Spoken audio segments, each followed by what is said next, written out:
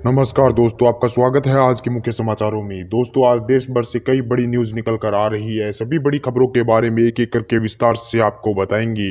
उससे पहले दोस्तों, अगर आप भी देश में निष्पक्ष पत्रकारिता का समर्थन करते हैं तो इस वीडियो को लाइक कर दें। साथ ही हमारे चैनल को सब्सक्राइब करके बेल आइकन को जरूर दबा दें, जिससे देश में निष्पक्ष पत्रकारिता करने वाले पत्रकारों का मनोबल बढ़े तथा वे ज़्यादा से ज़्यादा निष्पक्ष पत्रकारिता कर सके और साथ ही आम गरीब जनता की आवाज़ उठा सके। दोस्तों, अब बात करते हैं आज की सभी बड़ी खबरों के बारे में एक एक करके विस्तार से।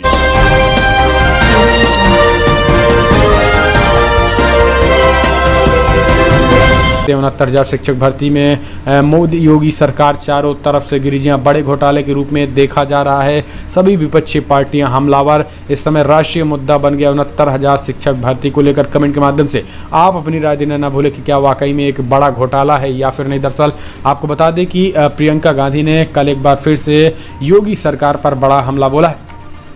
दरअसल आपको बता दें कि 69,000 की शिक्षक भर्ती पर बड़े पैमाने पर घोटाले हुए हैं, जिनमें हालांकि सरगना पकड़ा गया है। सरगना के साथ साथ आपको बता दें कि जो टॉपर था उसको भी गिरफ्तार कर लिया गया है। इस बीच से सुप्रीम कोर्ट ने भी 37,000 के भर्ती पर रोक लगा दी है। लेकिन आपको बता दें कि मायावती ने ट्वीट करके योगी सरकार पर हमला बोलते हुए कहा है कि 69,000 शिक्षकों की भर्ती में बड़े पैमाने पर गड़बड़ी, धांधली व भ्रष्टाचार आदि के संबंध में रोज नए नए खुलासे व तथ्यों के साथ उजागर होने के कारण ये मामला काफ़ी गंभीर हो चुका है। जनता काफ़ी आशंकित है। ऐसे में इनकी सीबीआई जांच होनी चाहिए। बीएसपी की ये मांग है, तो मायावती ने ये मांग की। इस बीच प्रियंका गांधी ने बड़ा हमला बोलते हुए प्रियंका गांधी ने कहा है कि आज मीडिया रिपोर्ट में 69,000 शिक्षक भर्ती गायब है, जबकि आज जो बच्चे 10 लाख बच्चे इनमें शामिल हुए थे, आज घोटाले के शिकार होने के बाद वो खून के आंसू रो रहे हैं और समय आने पर योगी सरकार को करारा जवाब मिलेगा। हम चलते हैं अगली बड़ी खबर लेते हैं। आपको बता दें बिग ब्रेकिंग न्यूज़ निकल के आ रही है, जहाँ पर अमित शाह के भाषण में कुछ भी नहीं है। ममता बनर्जी ने गृह मंत्री अमित शाह पर बोला हमला, कहा आज महामारी में भी वोटों की भूखी है बीजेपी।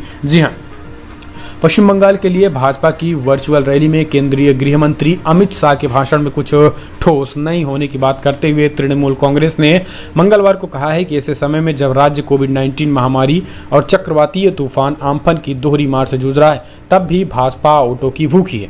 अमित शाह ने मंगलवार को वर्चुअल रैली को संबोधित करते हुए प्रवासी श्रमिकों के खिलाफ कथित रूप से उदासीनता बरतने को लेकर तृणमूल कांग्रेस नीत पश्चिम बंगाल सरकार की आलोचना की है। उन्होंने कहा है कि यही कामगार मुख्यमंत्री ममता बनर्जी को 2021 के विधानसभा चुनाव के बाद सत्ता से बाहर का रास्ता दिखाना सुनिश्चित करेंगे, क्योंकि उन्होंने प्रवासी श्रमिकों को घर में लाने के लिए चलाई गई श्रमिक स्पेशल ट्रेनों को कोरोना एक्सप्रेस बताकर उनका अपमान किया था। केंद्रीय मंत्री ने राज्य में राजनीतिक हिंसा की कथित संस्कृति को लेकर भी बनर्जी पर निशाना साधा और कहा है कि बंगाल में सिर्फ देशी बम बनाने, अवैध हथियारों का धंधा फल फूल रहा था। इस तरीके से ममता बनर्जी में जब कल थाल लगाई। हम चलते अगली बड़ी खबर। अरविंद केजरीवाल में नई कोरोना। जी हाँ, टेस्ट आई नेगेटिव। आपको बता दें कि दिल्ली के मुख्यमंत्री अरविंद केजरीवाल के लिए एक बड़ी राहत की सांस निकल के दरअसल कोविड-19 टेस्ट रिपोर्ट नेगेटिव आई है। मंगलवार को उनकी रिपोर्ट नेगेटिव आने के बाद सभी ने राहत की सांस ली है। इससे पहले रविवार शाम को केजरीवाल की तबीयत खराब हुई थी और उन्हें गले में समस्या के साथ ही हल्के बुखार की भी शिकायत की। सोमवार को ये खबर आई थी, जिसके बाद मंगलवार को उनका कोरोना टेस्ट किया गया था। इस दौरान सीएम केजरीवाल ने खुद को क्वारंटीन कर लिया था। हालांकि इस बीच ये ट्विटर पर सक्रिय रहे। इससे पहले सीएम अरविंद केजरीवाल का कोरोना टेस्ट करने के लिए सैंपल मंगलवार को ही लिया गया था। सूत्रों के अनुसार सीएम की तबीयत स्थिर बताई जा रही है। सोमवार को सीएम अरविंद केजरीवाल की तबीयत बिगड़ने के बाद सामने आए थे। उन्होंने बुखार और गले में खराश की शिकायत है। इस वजह से उन्होंने दोपहर में होने वाली मीटिंग भी कैंसिल कर दी थी। उन्होंने खुद को आइसोलेट भी कर लिया है। वहीं डॉक्टरों ने कोविड-19 टेस्ट कराने की सलाह दी थी। जानकारी के मुताबिक सीएम केजरीवाल को रविवार से ही हल्के बुखार की शिकायत है। हम चलते हैं अगली बड़ी खबर लेते हैं। सिंधिया के अस्वस्थ होने से बड़ी बीजेपी कांग्रेस की टेंशन, सलामती को उठे दोनों दलों के नेताओं के हाथ। जी हाँ, दिग्गज राजनेता ज्योतिरादित्य सिंधिया भले ही कांग्रेस को छोड़कर बीजेपी में शामिल हो गए हैं, लेकिन उनके अस्वस्थ होने की खबर सियासी जगत में तेजी के साथ फैल रही है। बीजेपी समेत कांग्रेस के दिग्गज नेताओं ने भी सिंधिया के अस्वस्थ होने पर चिंता जाहिर की है। मध्य प्रदेश के पूर्व मुख्यमंत्री और प्रदेश कांग्रेस अध्यक्ष कमलनाथ से लेकर मौजूदा सीएम शिवराज सिंह चौहान ने भी सिंधिया के अस्वस्थ होने पर चिंता जाहिर करने के साथ जल्द स्वस्थ होने और दीर्घायु की कामना की है। मध्य प्रदेश कांग्रेस अध्यक्ष कमलनाथ ने ट्वीट करके उन्हें ज्योतिरादित्य सिंधिया और उनके मां के अस्वस्थ होने की खबर मिली। ईश्वर से उनके स्वस्थ और दीर्घायु होने की कामना करता हूं। वहीं दिग्विजय सिंह के भाई लक्ष्मण सिंह ने ट्वीट करके उम्मीद जताई है कि सिंधिया और उनकी मां की कोरोना संक्रमण की रिपोर्ट नेगेटिव आई है और जल्द स्वस्थ होंगे। जबकि दीर्घायु सिंह के बेटे और पूर्व मंत्री जयवर्धन सिंह ने भी सिंधिया को और उनकी मां को अस्वस्थ होने की जानकारी मिलने पर ईश्वर से उनके स्वस्थ होने की दीर्घायु की कामना कर रहे हैं। हम चलते हैं अगली बड़ी खबर लेते हैं। असद ओवैसी का सीधा आरोप, कोरोना वायरस के फैलाव को रोकने में नाकाम रही मोदी सरकार। जी हां, AIMIM प्रमुख असद ओवैसी ने प्रधानमंत्री मोदी पर गंभीर आरोप लगाते हुए कहा कि देश के मौजूदा हालातों के लिए प्रधानमंत्री जिम्मेदार हैं और कोरोना वायरस के फैलाव को रोकने में मोदी भी नाकाम रहे हैं। AIMIM प्रमुख ने इतने पर ही नहीं रुके, प्रधानमंत्री पर तंज कसते हुए कहा है कि ताली थाली और दिया जलाने में कुछ नहीं होगा। मोदी जी कोई उम्मीद नहीं रख रहे। लॉकडाउन पूरी तरीके से अनियोजित था। जब से इसे लागू किया गया तब से ही हम बता रहे हैं कि ये पूरी तरीके से लॉकडाउन फेल होगा।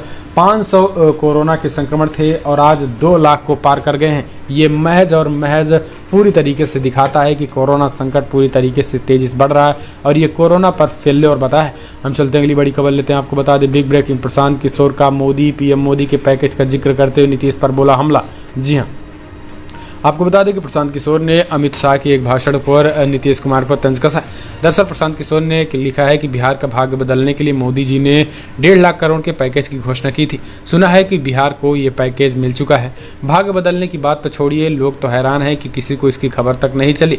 नीतीश कुमार जी कम से कम अपने नेता अमित शाह जी के इस दावे की पुष्टि तो कर दीजिए। इस तरीके से उन्होंने हमला बोला है। दरअसल बिहार को इस 20 लाख करोड़ में 1 रुपए भी नहीं मिले हैं। ऐसे में अब लोग पूछ रहे हैं कि चुनाव के दौरान किस तरीके से अमित शाह इस तरीके से प्रचार कर रहे हैं। यही कारण है कि विपक्ष लगातार ताली थाली जमकर पीटकर विरोध भी किया था।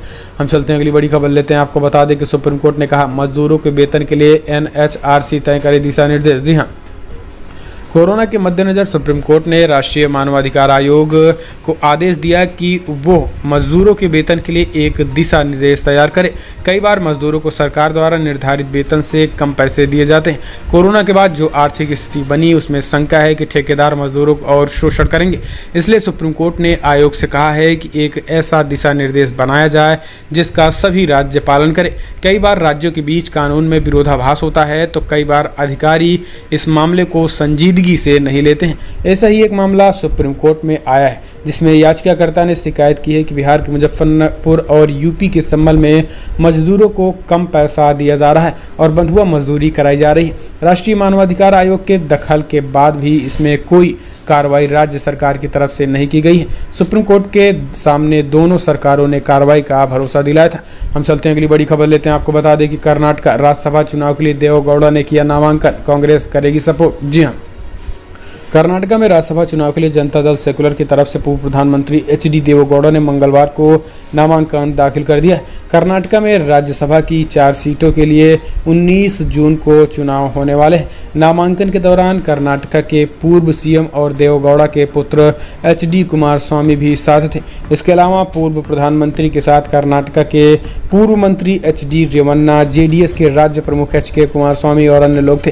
देवेगौड़ा ने विधानसभा सदस्य SK बिलासी के कार्यक्रम में अपना पर्चा दाखिल किया क्योंकि वो चुनाव में रिटर्निंग ऑफिसर थे।